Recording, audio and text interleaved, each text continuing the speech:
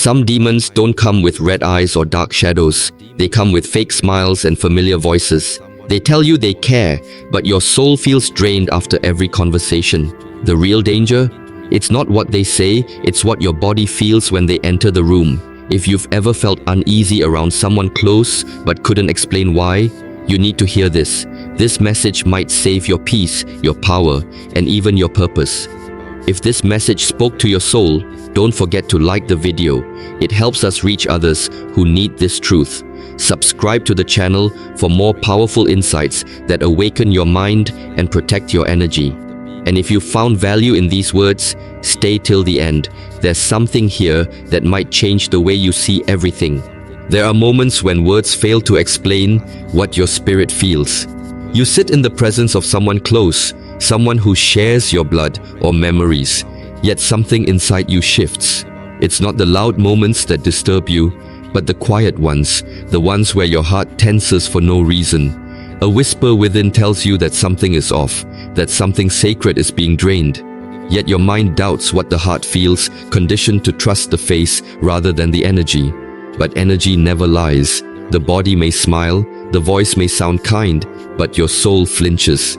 That flinch is a message. It is a signal that your spirit has sensed a dissonance too deep for your logic to decode. You start to observe how certain people make you feel after a conversation. Some leave you feeling lighter, calmer, stronger. Others leave you scattered, anxious, confused. This is not about what was said, but about what was transferred. Every interaction is an energetic exchange, a spiritual handshake, and some hands carry thorns, even when wrapped in silk. You begin to recognize a pattern. You're always exhausted after seeing them. Your thoughts spiral, your self-belief dips. These are not accidents. This is the evidence of spiritual tension that your inner wisdom is trying to warn you about. At first, you brush it off. You blame yourself. You wonder if you're overthinking. You convince yourself they didn't mean harm, that maybe it's just your own mood or insecurity. But over time, you notice it happens too often to be ignored. It's always around certain people, always in specific environments. You leave their presence and feel the need to recover, to sit in silence and gather yourself. That is not normal. That is your energy signaling trauma, not from the past, but from the present moment, masked in familiar faces. The body holds knowledge that logic can't explain. There's a difference between someone challenging you to grow and someone draining you to control. Growth feels uncomfortable but empowering. Draining feels confusing and cold. Those with heavy energy never take responsibility. They subtly twist stories, leave you doubting your worth, question your memory, and still expect your loyalty. They weaponize their closeness to access your core, and your core begins to fracture each time you let it slide, until you start to lose your sense of self and no longer recognize your own reflection. You begin to realize that not everyone who shares your path shares your purpose. Some walk with you only to slow you down, to observe your steps, to mirror your habits, and sabotage your breakthroughs. And they do it not with loud malice, but with gentle manipulation. They use love as leverage. They praise you when you're weak, but stay silent when you're strong. You start to feel guilty for growing, anxious when you're happy, and apologetic for having boundaries. This is not friendship. This is not family. This is spiritual invasion wearing a familiar mask. You understand now that energy is your truest compass, that uneasy gut feeling is not paranoia, it's divine intelligence. It's your inner guardian alerting you of a misalignment that can't be explained through reason. Some people are not evil by nature, but are vessels for energies they don't even understand. And without awareness, they become channels for negativity, for envy, for confusion. They speak of peace, but carry storms within. They touch you with affection, but leave fingerprints of chaos on your spirit. You stop waiting for proof in their words and start trusting the proof in your reaction. You notice how your body reacts when their name appears. A tightening in the chest, a drop in mood, a sudden distraction.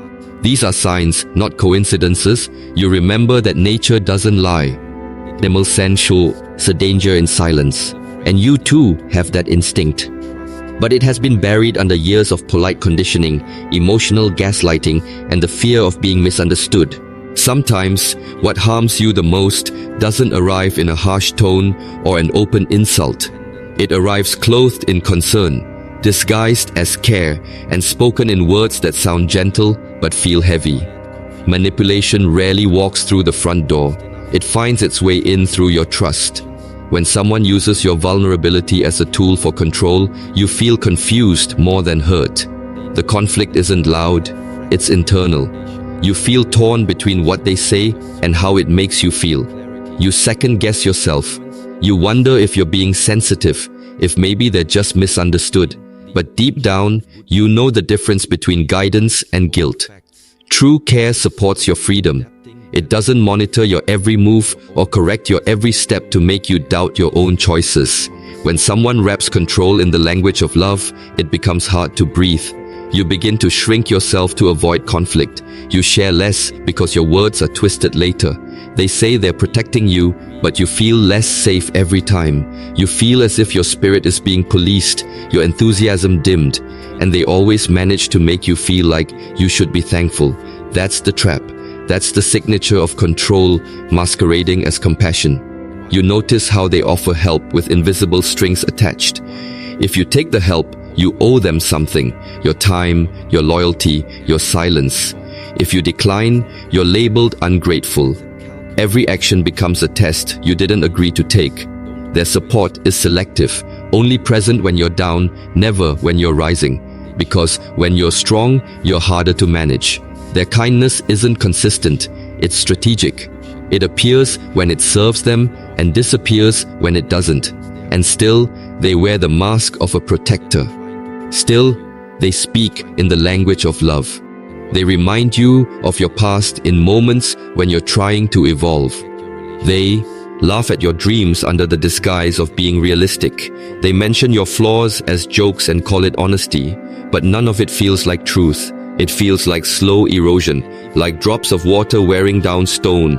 Day by day, you feel yourself becoming smaller, not physically, but emotionally. And yet they'll say, "I'm only saying this because I care." That sentence becomes a weapon.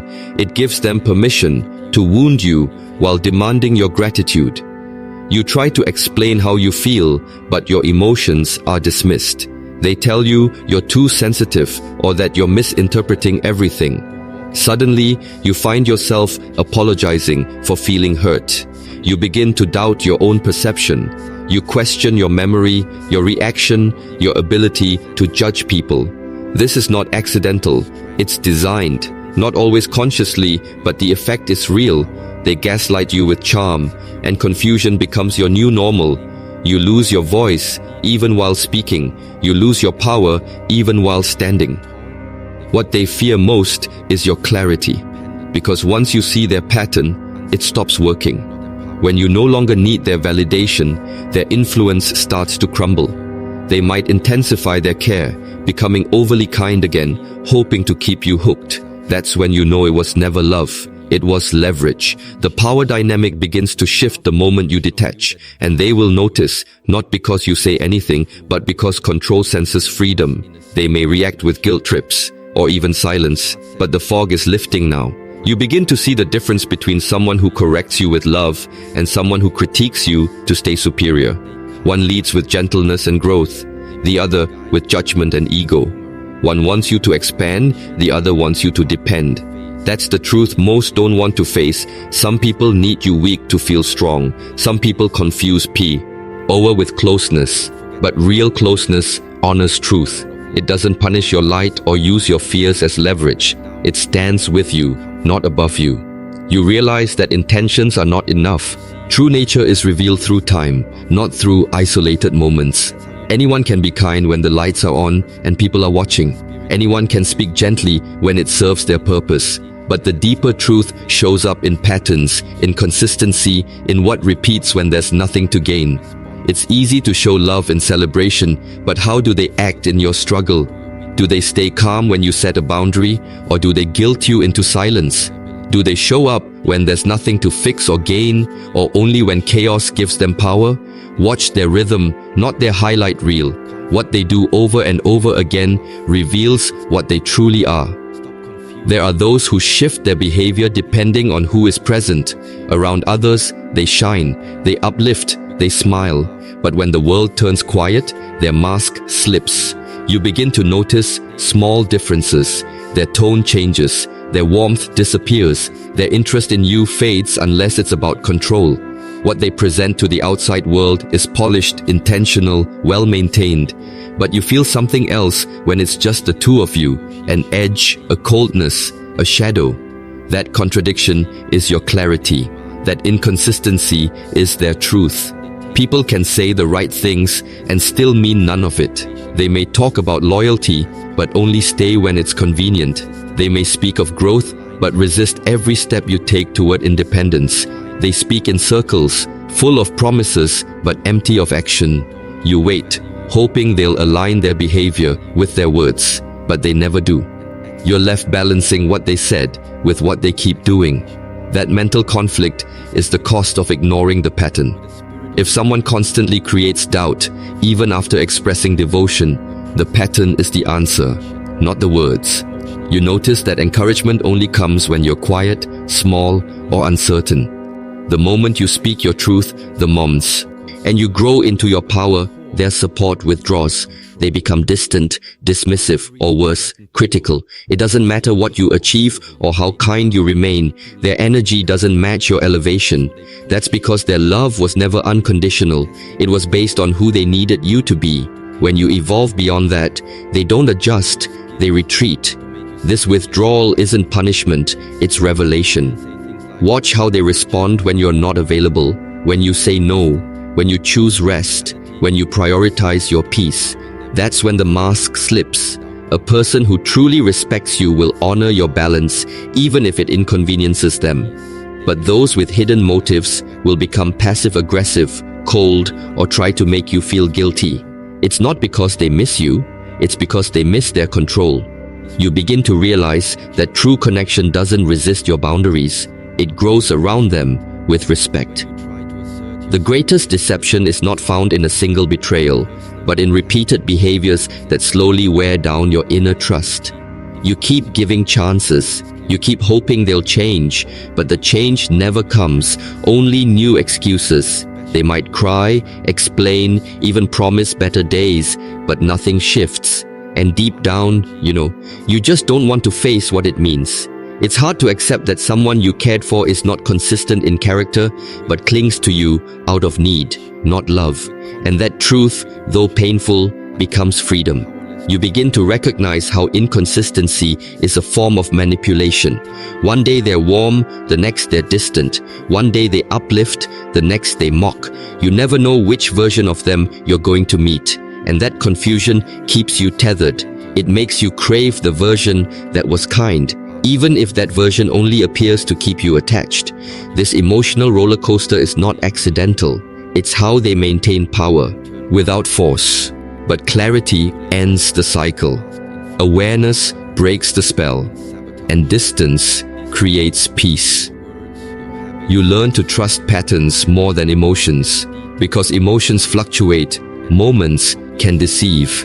There is something powerful that happens when you finally choose peace. Not the kind of peace that requires silence from others, but the peace that comes from no longer needing to explain yourself. When you reach that stillness, it becomes like a mirror, reflecting the true energy of everyone around you. The ones who were only comfortable when you were scattered will suddenly feel threatened. The calmness you fought for will make them uncomfortable, because in your peace, they can no longer manipulate your mind. In your stillness, they can't pull you into storms you no longer wish to visit. This is where their true form begins to emerge, not with noise, but with subtle resistance. Your healing exposes their need for control. Some people do not attack you with words. They attack with moods, silence, and absence. They want to create unease in your world without saying anything at all. You begin to notice how your calmness bothers them. They start avoiding eye contact. Their tone shifts. They respond less, not because you did anything wrong, but because they no longer know how to control someone they can't unbalance. The more centered you become, the more distant they grow, and their absence is not a loss, but a revelation. You didn't change, you just stopped allowing your peace to be interrupted. They will say you've become cold, distant, unrecognizable. They'll say you're not the same person. And they're right, you're not. You've grown out of the identity that needed approval from chaos. You've shed the skin that tolerated disrespect disguised as closeness. And because they can't access you the way they used to, they try to make your growth feel like guilt. But you're not cold, you're just no longer burning yourself to keep others warm. That boundary they feel isn't rejection, it's protection. It's the result of learning what your peace is truly worth. Stillness is not peace self. As if it's the loudest message you'll ever send. It says, I no longer dance with disorder. It says, I choose myself even when it's misunderstood. And in that silence, you'll see who was only connected to your chaos. These are the people who thrive on drama, who need you in pieces so they can feel whole. They don't know how to relate to your calm because your calm does not need rescuing. They disappear not because you failed them, but because you've outgrown the environment where they had power over you. When your energy becomes grounded, you'll see the shift happen quickly. Conversations that once felt warm will now feel forced. Smiles will seem strained. Compliments will become rare. Because peace doesn't just free you, it exposes everything around you. It makes visible the dependency others had on your instability, and it shows you how much of what you called love was actually control. You'll begin to see that they were never nurturing your growth, they were managing your dependence, and now that you are free, they are frustrated. You no longer feel the need to explain your silence. You no longer seek permission to rest, to detach, to not respond. You realize that peace is not found in others. It's something you protect inside yourself.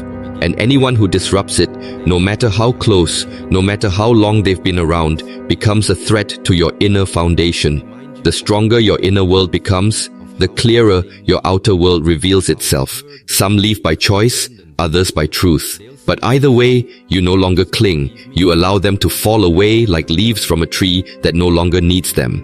It takes courage to maintain calm in a world that wants to provoke you, to remain grounded when others throw emotional bait, to refuse to react, not out of fear, but out of mastery. The greatest test is not how you respond in chaos, it's how you protect your energy when someone tries to recreate the storm you've escaped from. You notice how silence makes them uncomfortable, how your lack of engagement forces them to sit with their own noise,